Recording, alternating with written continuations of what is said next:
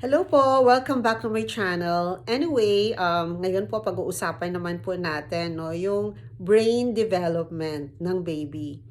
Alam niyo po, ako po ay isang obstetrician gynecologist at a perinatologist no, or a high-risk doctor. So I make sure na madedeliver po talaga yung baby na healthy. But what do we really mean by healthy? When we say we deliver a child or a baby healthy, kailangan po yung kabuuan po niya, no? Lalong-lalo na po yung brain.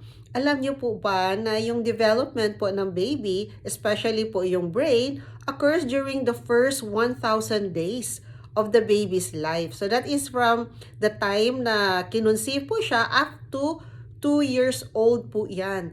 At dyan po napakahalaga po yung mga pagkain o yung mga supplements po na iniinom po talaga natin no, while we are pregnant. No? Kasi po, kung ano na po yung nagawa, ano na po yung mga koneksyon na nagawa po sa ating utak, ay yan po yung magdidetermine, no? Kung ano po yung magiging ikaw pag ikaw na po ay naging adult, no?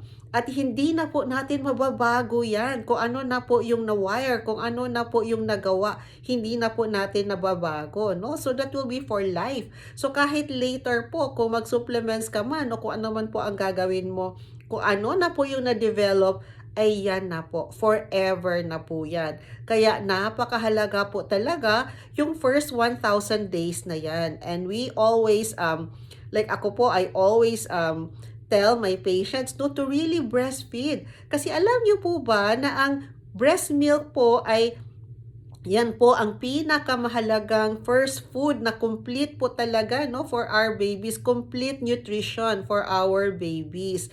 At hindi lang naman po yung maganda no, yung nutrition na nandoon po sa breast milk, but of course po yung bonding po ng nanay at saka ng baby no, na nakaka-promote po ng brain health no ng ating baby. At alam niyo po ba na hindi lang po folic acid ang kailangan for brain development. Pero kailangan din po ng ating brain yung mga essential fatty acids na yan, especially yung mga omega-3, omega-6, and then kailangan natin ng mga essential amino acids or essential proteins kasi mga building blocks po yan ng ating katawan.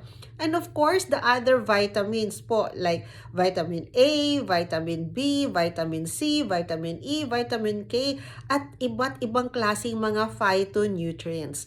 That's why it's very important that we eat right and we eat healthy, not just during pregnancy, but if we are trying to conceive no and trying to talagang nasa ano pa po tayo no, yung tinatawag natin na childbearing age, kailangan po natin talaga na we keep ourselves healthy. Para nang sa ganon, pag na-develop na po yung ating baby ay magiging healthy din po ito. Lalong-lalo na po yung kanilang mga brain.